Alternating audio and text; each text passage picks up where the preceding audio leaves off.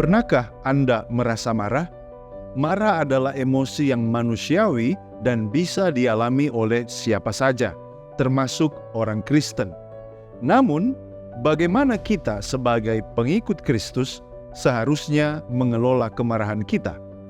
Pada episode ini, kita akan mengeksplorasi apa yang Alkitab katakan tentang kemarahan dan bagaimana kita bisa menanganinya dengan cara yang memuliakan Tuhan.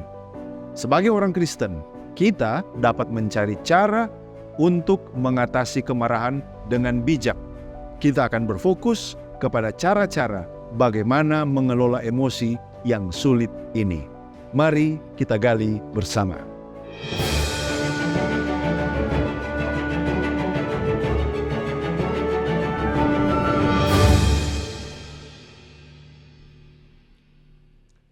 Yang pertama, mari kita lihat keterangan Alkitab tentang kemarahan. Menurut Alkitab, kemarahan bisa didefinisikan sebagai respon emosional terhadap ketidakadilan atau provokasi. Sesuai dengan Efesus 4 ayat 26. Apabila kamu menjadi marah, janganlah kamu berbuat dosa, janganlah matahari terbenam sebelum padam amarahmu. Ini menunjukkan bahwa marah itu sendiri tidaklah berdosa, tetapi bagaimana kita menanggapinya bisa menuntun kita kepada dosa. Marah bisa menjadi alat yang digunakan Tuhan untuk memotivasi kita bertindak melawan ketidakadilan. Namun, penting untuk diingat bahwa kemarahan harus dikendalikan dan disalurkan dengan cara yang benar. Dalam Amsal 16 ayat 32 disebutkan, orang yang sabar melebihi seorang pahlawan. Orang yang menguasai dirinya melebihi orang yang merebut kota. Ini menekankan pentingnya pengendalian diri dalam menghadapi kemarahan. Ada beberapa hal tentang kemarahan di dalam Alkitab. Yang pertama adalah kemarahan yang dibenarkan. Kemarahan bisa dibenarkan. Baik kemarahan yang dibenarkan maupun yang tidak dibenarkan digambarkan di dalam Perjanjian Lama. Contohnya, Musa marah kepada bangsa Israel setelah mereka pada saat Musa bersama dengan Tuhan di Gunung Sinai membentuk anak lembu emas untuk disembah, sesuai dengan Keluaran 32 ayat 19. Dan juga Yonatan marah kepada ayahnya Saul karena memperlakukan Daud dengan tidak adil, sesuai dengan 1 Samuel 20 ayat 34. Masing-masing ini adalah ilustrasi dari kemarahan yang dapat dibenarkan. Tetapi Alkitab juga memberikan informasi tentang kemarahan yang tidak dibenarkan. Walaupun beberapa contoh kemarahan dalam Perjanjian Lama bisa dimengerti, tetapi ada beberapa kasus yang tidak dapat dibenarkan. Contohnya, rasa takut dan cemburu memicu kemarahan Saul terhadap Raja Daud, 1 Samuel 18 ayat 8. Lalu kemudian rasa malu juga yang mungkin membuat Eliab, kakak Daud, mengucapkan kata-kata marah dan menuduh terhadap adiknya yang adalah gembala. Selanjutnya kita lihat kemarahan yang dibenarkan dan kemarahan yang tidak dibenarkan di dalam kasus di dalam Perjanjian Lama. Orang-orang bisa menjadi marah terhadap hal-hal yang juga membuat Tuhan marah. Contohnya, ketidakadilan, penyembahan berhala, dan pengkhianatan. Ini adalah kemarahan yang dibenarkan. Namun, kemarahan yang merupakan ekspresi dari kesombongan pribadi atau dipicu oleh emosi yang tidak kudus tidak dapat dibenarkan. Kemarahan semacam itu adalah upaya kosong untuk membenarkan diri sendiri ketika situasi sebenarnya memerlukan pengakuan dosa dan mencari pengampunan dari Tuhan. Contohnya, Kejadian 4 ayat 6-7. Firman Tuhan kepada Kain, "Mengapa hatimu panas dan mukamu muram? Apakah mukamu tidak akan berseri jika engkau berbuat baik? Tetapi jika engkau tidak berbuat baik, dosa sudah mengintip di depan pintu.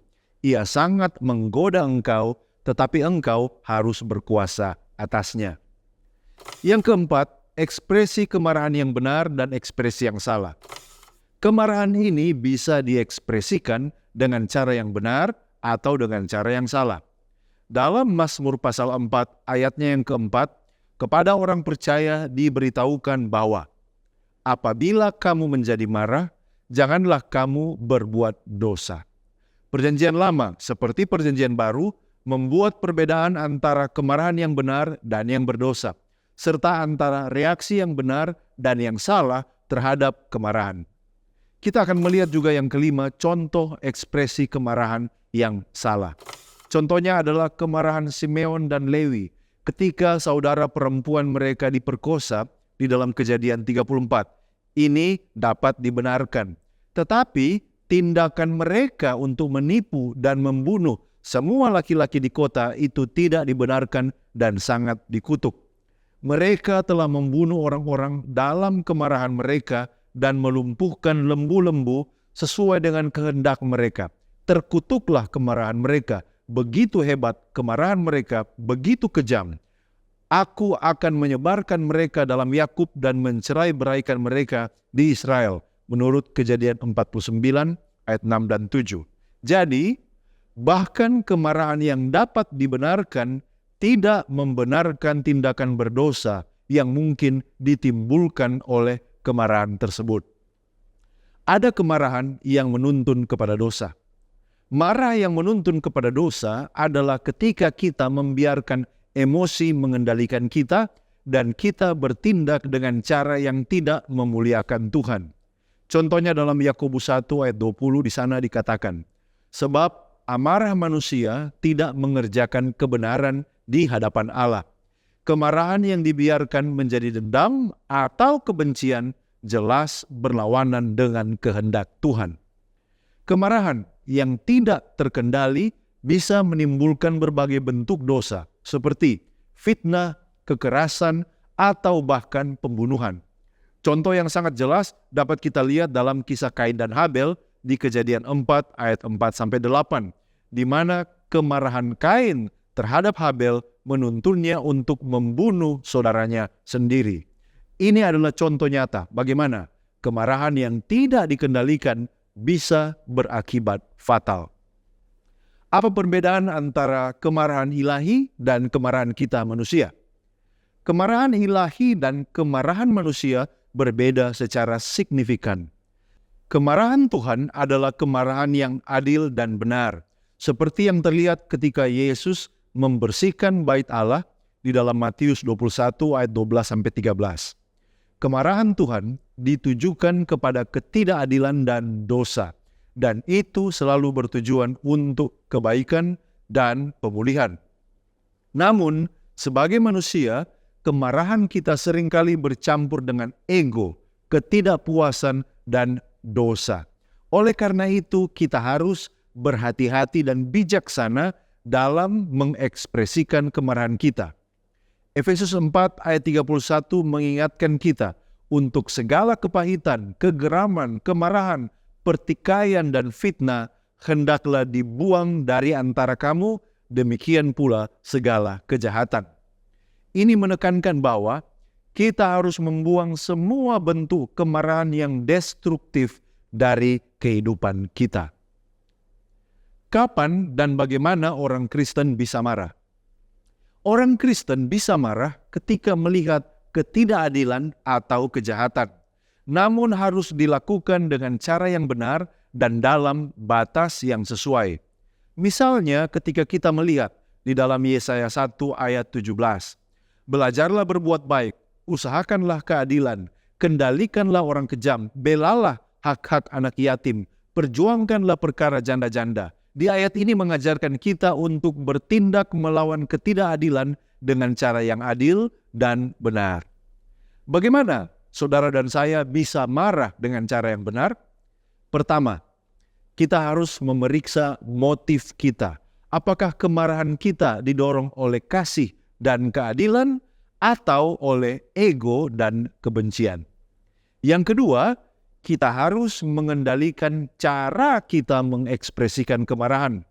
Amsal 15 ayat 1 mengingatkan, jawaban yang lemah lembut meredakan kegeraman, tetapi perkataan yang pedas itu membangkitkan marah. Dengan kata lain, meskipun kita marah, kita harus tetap berbicara dengan lemah lembut dan penuh kasih.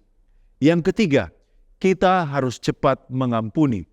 Efesus 4 ayat 32 mengajarkan, hendaklah kamu ramah seorang terhadap yang lain, penuh kasih mesra dan saling mengampuni, sebagaimana Allah di dalam Kristus telah mengampuni kamu. Mengampuni adalah kunci untuk melepaskan kemarahan dan mencegahnya berubah menjadi kebencian. Sebagai kesimpulan, kemarahan adalah emosi yang kompleks. Tetapi sebagai orang Kristen, kita dipanggil untuk mengelolanya dengan bijak dan dalam pimpinan Roh Kudus. Ingatlah, dalam Yakobus 1 ayat 19-20, kita diingatkan bahwa setiap orang hendaklah cepat untuk mendengar, tetapi lambat untuk berkata-kata, dan juga lambat untuk marah. Sebab amarah manusia tidak mengerjakan kebenaran di hadapan Allah. Mari kita berdoa dan meminta hikmat Tuhan untuk mengelola kemarahan kita dengan cara yang memuliakannya. Tuhan memberkati. Jika Anda merasa diberkati dan dicerahkan oleh pembahasan ini, silakan bagikan video ini kepada orang-orang terkasih. Kita akan berjumpa kembali pada episode berikutnya hanya di Depth Inside Growth. Tuhan Yesus memberkati.